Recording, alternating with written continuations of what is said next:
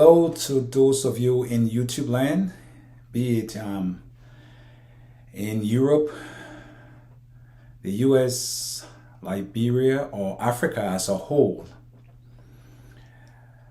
There is a very, very important elections that will be held in 13 days in Liberia.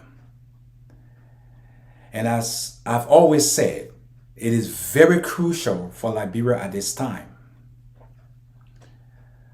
Liberia is at a tipping point. And when I use the word tipping point, not in a negative, so to speak, but at a tipping point in that it could fall in a better hand. A person who has Liberia at heart and the citizens of Liberia at heart. Alexander Benedict Cummings and Councillor Charlene Bromskin are two people who are very dedicated to changing lives in Liberia. And I want to take this time, brothers and sisters in Liberia and in the diaspora, to ask and appeal to you to give them your vote. When you go to the ballot box or to the poll, look for number 4. Look for number 4 and check it. I promise you, if you do just that, your life will be so turned around that you will be so amazed because of the light that is at the end of the tunnel of suffering in Liberia. People are suffering. People are dying. You know, I've never seen a person die from hunger, but I heard about it. A young guy, young little boy, many years ago during the Civil War, was so hungry, so hungry, that he died from it. You can imagine that? So hungry. I know many of us have gone hungry before. When I was in Liberia, I went hungry. I was eating green and plum with salt. I was eating bitter ball soup with no meat, nothing. I was hunting for tabadu. You know, you got this Bokobo hill and you put bag at one side with someone and then you put fire in it and the tabadu jump in the bag and you have at least something to eat for that day. That's what I used to do. So my life wasn't perfect. In no way, by no stretch of imagination that my life was perfect. But because I began to rethink myself, I remember it was so hard once upon a time that I thought on going to steal or commit suicide or go ahead and be an alcoholic. That was my thought process. That's what I thought about. On many occasions, I thought about it because things were so difficult. But then I came to the place where I began to rethink.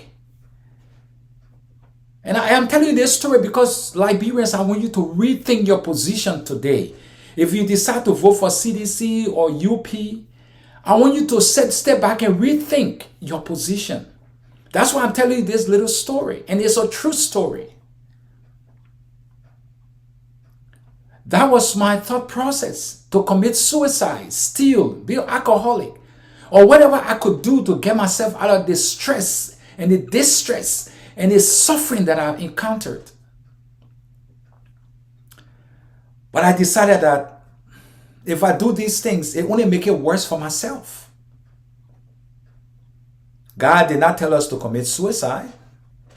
Stealing is not the best way to go. Going to become an alcoholic? Where were I even getting money from to become an alcoholic? I wanted to go on the street and beg, I remember.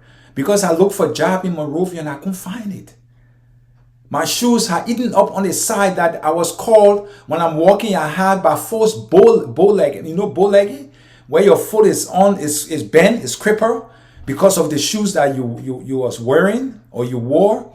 And I was being called, rock the boat when I'm coming. That's why I was called.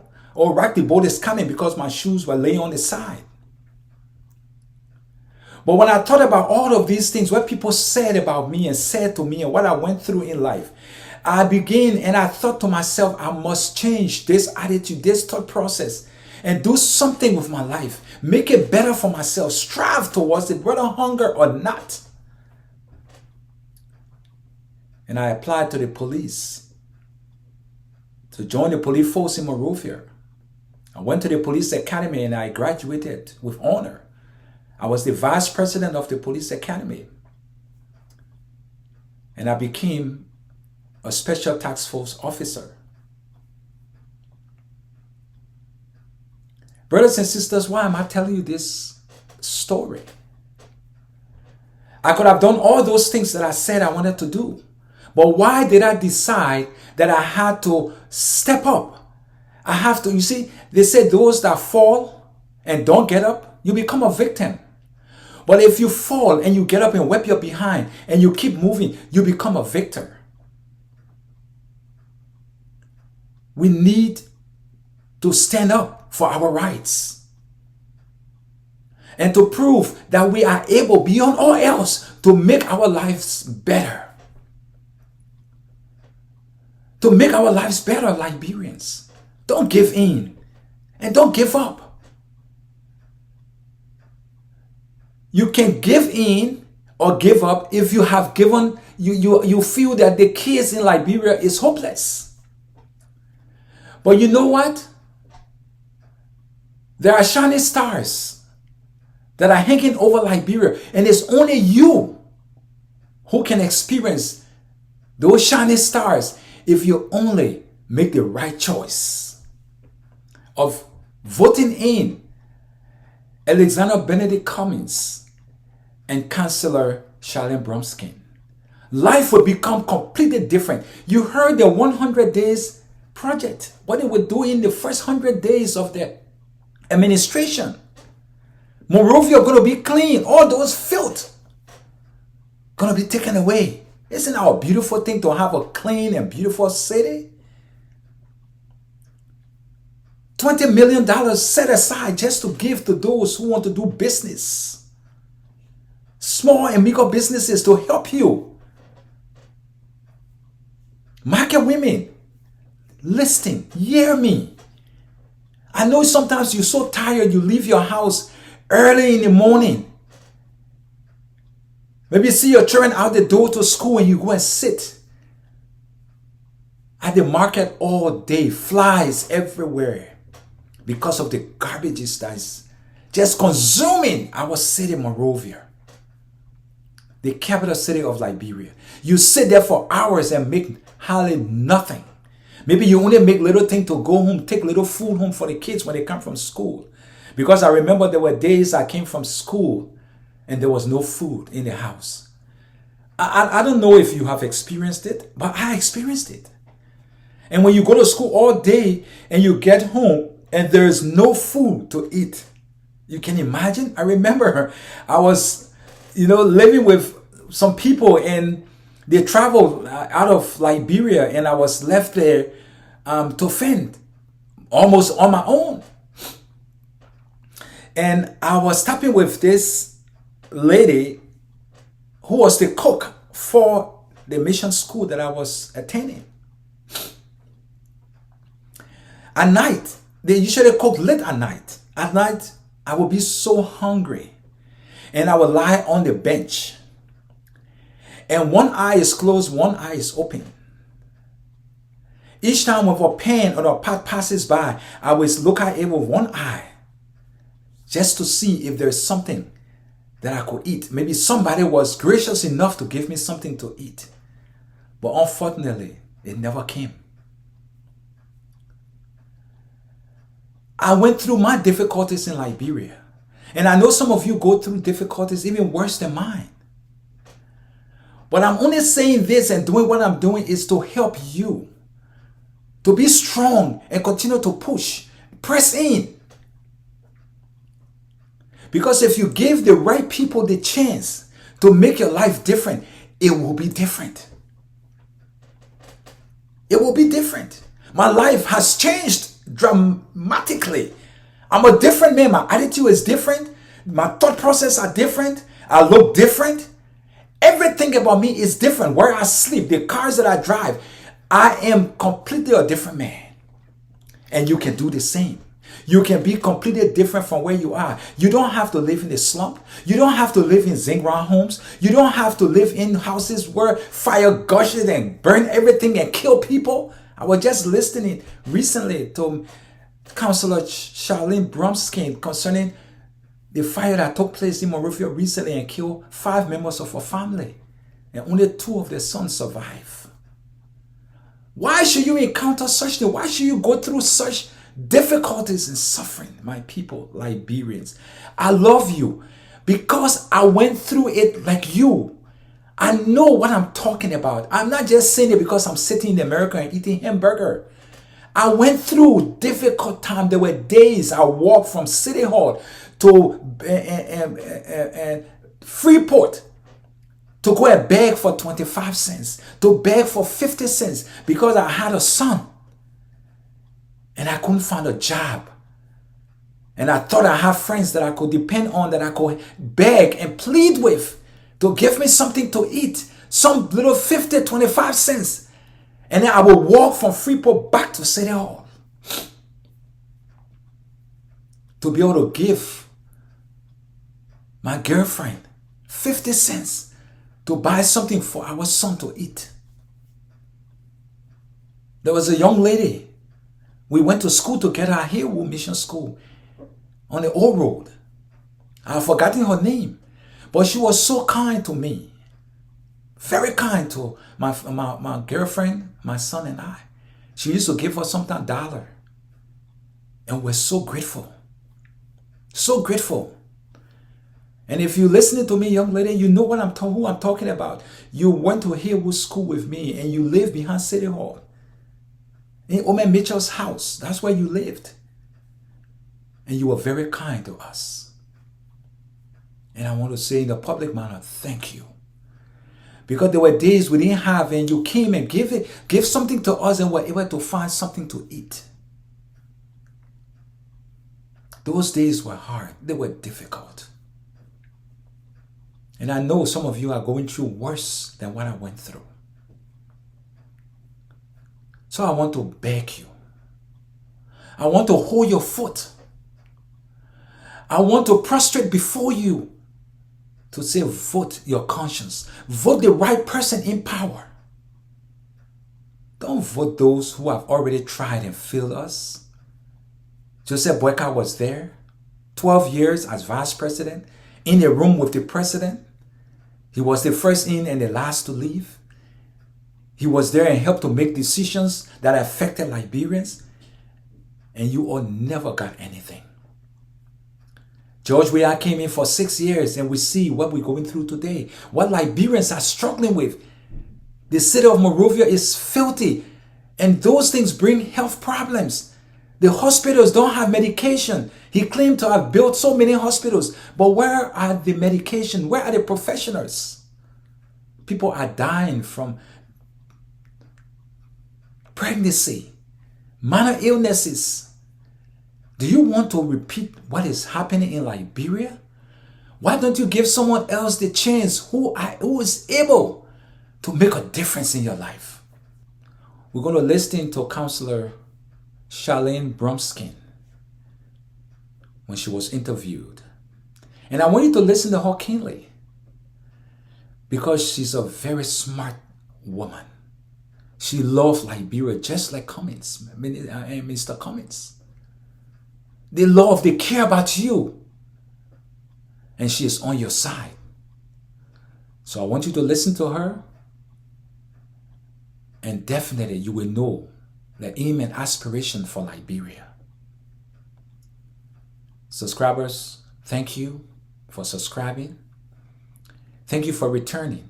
And I appreciate you. I love you. And I know most of you are Liberians. I want to challenge you today, Liberians, to vote number 4, CPP, Mr. Alexander Benedict Cummings, and Miss Counselor Miss Charlene Brumskin. I will support you. I will fight for you. I'm a fighter. I understand your situation. I understand your problems. Support the Cummings Brumskin ticket. We will be there for you.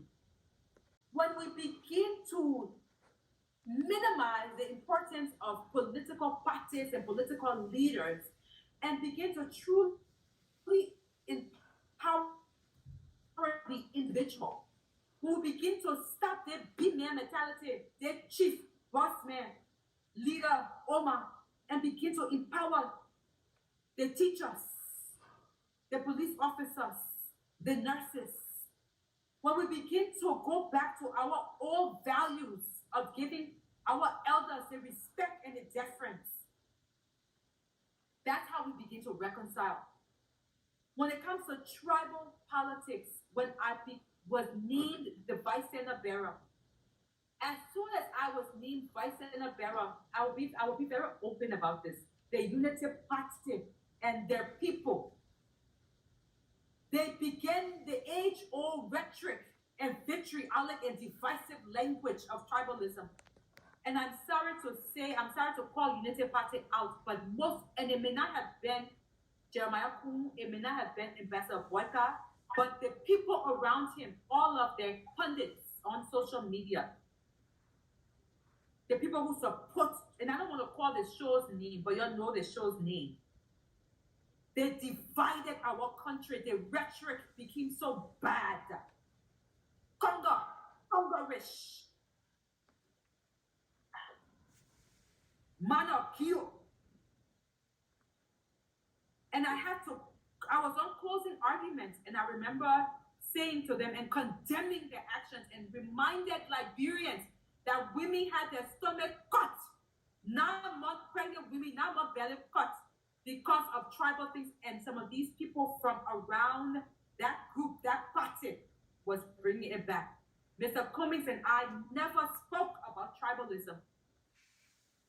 Religious harmony and religious unity is something we have preached. My father's best friend, before he passed away, was Justice Kabina Janet, a Muslim man.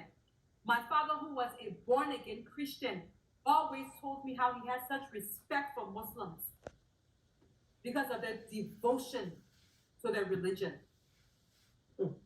Religious harmony. Mr. Cummings, one of his closest allies, is I don't want to call the imam's name, but some of our imams.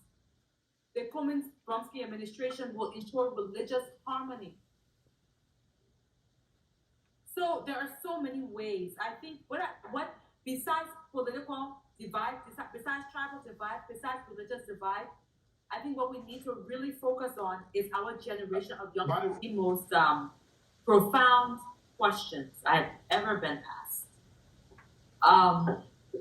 What do I do to reconcile Liberia? You know, Steve, our country, I love our country so much. I believe so much in the greatness of Liberia. We have so many problems. Steve, when I tell you what I have seen in the past 4 months, 2017, we toured the country. But what I have seen in the past 4 months, it breaks my heart. Reconciliation, multiple levels. I think that, some of the answers I will give will sound almost impossible. But I think we have to revamp and rethink the way our political structures look. I have said that I believe sometimes political institutions, these political parties, are the worst enemies of Liberia's progress. They are designed to elevate the leaders of these parties to the detriment of the people without following any ideology. There is no difference. I'm not hearing what CDC brings in terms of what their platform and their ideology is. And I don't mean to be abusive to CDC. I will even bring ourselves inside. Unity Party. We're not, I don't know what UP, I haven't heard anything with respect to the agriculture policies and programs. UP's Senator Barrow, with all due respect, has been presented as a guru when it comes to agriculture, but I don't know what UP's plan is for agriculture. I never knew what CDC's agenda was besides the pro-poor agenda. CPP, I will even put us inside. I'll put us inside. Many people are supporting us because they see us as a real alternative. We've presented our platform, our agenda. How many people have read it? I want to be equal with all of us here. So not say CPP is exempt from this. Political institutions, we have young men and women who are being paid or supported to go on Facebook and abuse each other, to lie on each other, to disrespect the president of our great country, to disrespect the vice president, myself, Mr. Cummings, all in the name of political party. We go from district to district, community to community. Steve, by the time you talk 5 minutes, one young man I jump, oh, say, Amanda, I went to. Every time I ask them what Amanda I went to mean, none of them know where it's coming from. They don't know the origins of the word. We have politicized our young children. During war, we sexualized our girls. In the time of peace, we have politicized our young men and women. The children cannot read and write, but they will do battle cry. We are destroying our generations to come. Let me first start off by saying that Mr. Cummings and I visited the family today. There was a family in the Caldwell area that lost 5 people. So we were at their home today. Very, very sad tragedy. We took our family, and 2 little boys survived. Young, adorable little boys, looked like they were 10, 11, 12 years old, 2 of them. And I called them specifically to come over to me and I prayed with them. I told them, I said, look, you have a great destiny for God to keep you. That means that, you have angels watching over. Because, the trauma that those boys will have to deal with for the next couple of years and months and years, because we don't have mental health, professionals here in Liberia. But I just want you to know that Mr. Cummings and I did visit the family. The issue of fire is not one that fire safety is not one that I can answer in a policy response. Let me tell you why. There are so many reasons, there's so many factors that contribute to fires. So one of the things we try to find out what caused the fire, they don't know. Fires are happening all over by faulty wiring, generator. What happened a couple of years ago, there was a Muslim, I forget the school, but where all of these young Muslim children died because they could not get out. So that speaks to construction of the building. But there's so many, things that come into play that cannot be answered. I don't have an answer to say this is what we're going to do to protect people. Because number one, you cannot legislate how someone can protect their home. I mean, of course, the Ministry of Public Works should have certain guidelines and rules to how buildings should be built. But it doesn't just speak to construction of your home. It speaks to issues of security. It speaks to ensuring that our fire department is properly resourced and budgetary allotment goes to the fire department. So there's so many issues that it speaks to. So it would be disingenuous for me to try to sum it up into one. There are a lot of problems that we are having with fire in the country.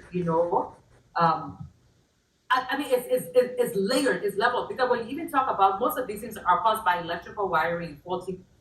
And it even speaks to capacity building and training. It's something that Mr. Cummings has talked about a lot with vocational training. We want to make sure, look, I am not a plumber, I am not an electrician.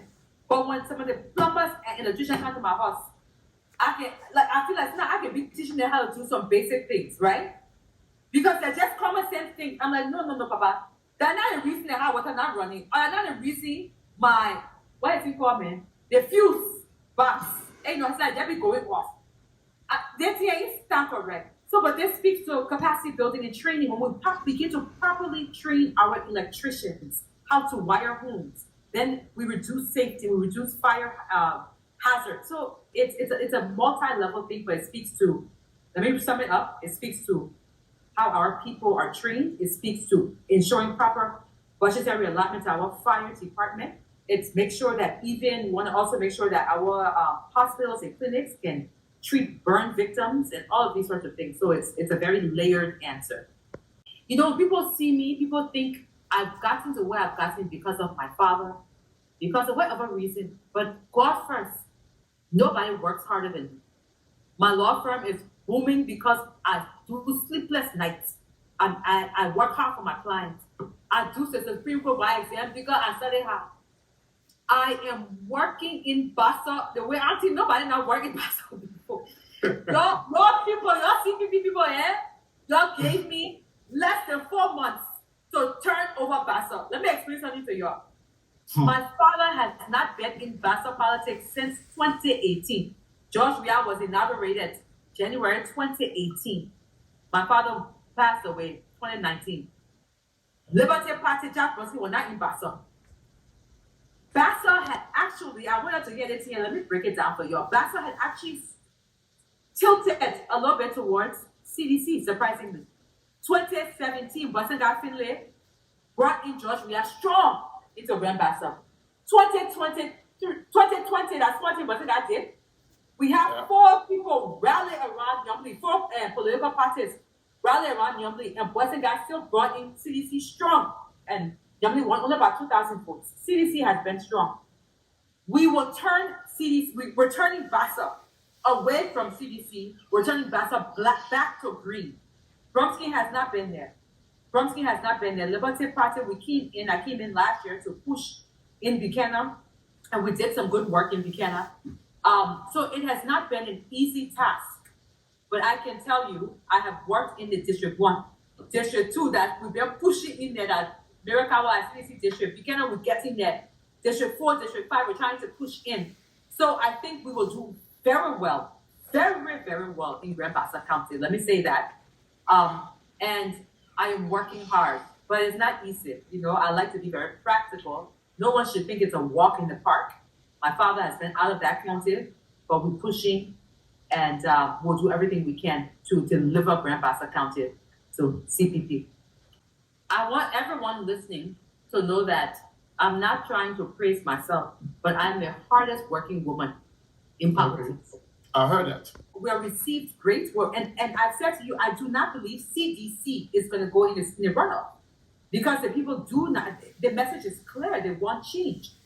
I think that what CPP will do in the next 2 weeks, including our rally, our October 1st rally, will determine a lot. I feel confident that we're going to go in the second round. I don't know which place we'll take going into the second round, but I do feel confident we'll go. Confidence level and you're asking me to give you a prediction, right? I can sit here and say we're going, but it has to be based on some empirical data. We don't have empirical data. Anecdotal, which means when I go in the communities, when I go in the districts, we are hearing people want to change. Our message is resonating and resounding with the people. I am not going to say to you, we will win in the first round. I would never, that thing where CDC and UP been doing first round victory, it's not true. Nobody believe that thing is not true. I do not know. What I do know is that the Unity Party structure, this is no surprise to anyone. UP was in governance for 12 years. The Unity Party has been in existence since the 80s. So the UP has established structures throughout the country. The Unity Party is relying and riding on much of EJS's structure she put in place. So they're extremely popular. People know Unity Party. People know Joe Burkow, whether it's infamously or famously. They know, him. So there are structures in place. We are a relatively new party. Mr. Cummings came into Liberian politics 2017 for the first time. I am a first-time candidate. Liberty Party has been in existence for years, but we know that Councillor Bromskin, my father, is not here. So if you see what the CPP has done, compared to the length of time UP has been in existence, I think we win the gold medal. In fact, we win the platinum. If you compare the strides CPP has made, Mr. Cummings and Councillor Bromskin and Nathan Lee have made, compared to somebody like Ambassador Boyka, who has been in politics for over 20-something years. Unity Party has been in existence. We have far surpassed anything Unity Party has done. We will see now, once we cross the finish line, what happens. What I do know is that if we go second round to UP, we will win hands down. That's for the people to decide. We have to do. Our responsibility was to get the message out, the message of real change. And we have done it. I have gone to as many villages, homes, churches, mosques, even with our people to decide what they want. But I can tell you, the message is resonating, it's resounding. The people want change. We just have to make sure that we are the option that they decide. Very practical politician. I have been in, this is not, Labrimpo must remember, you two must remember, this is not my first time in politics, 2016, 2017, I played a very critical role in the Liberty Party. So I know that elections are unpredictable everywhere, particularly in Africa, where we do not have, in Liberia, we don't have empirical data. My family and I were talking the other day, my fiance and my team, the VSB's office, were talking about polling. We were saying how I forget which year, but when Trump went against Hillary Clinton, how the polls were resounding that Clinton was going to win. And many woke up to a Trump election. So we don't have the empirical data. But what I feel from anecdotal data, I know that Liberians want change. I have to be quite honest with you. Initially, I thought it would be us and CDC in the second round. That's not what I'm seeing anymore. I think it may be us and Unity Party. CDC, can you imagine? Like, that family talking, or that family we're talking, I always thought CDC is not doing well. They're not doing well. I'm not just in Monrovia or Buchanan. I'm in the hinterlands. I'm in the interior parts of our country. The poverty level is at a screechingly alarming rate. The people, I think the people voted for George Weah because they were unhappy with the 12 years of Unity Party. And I think they believed that he could do something different. Nobody voted for Weah on his platform. Nobody voted for Weah on his policies or ideas. People voted for Weah because they liked him and because they thought he was one of them. He was their own. He would change the country. So they are extremely disappointed in what's happened with the CDC government. So the referendum against CDC, it is higher than what we thought. I try here to make Unity Party seem like they're great, but what we're seeing on ground, it might be us and UP. It will be a referendum against the ruling administration. That's my prediction.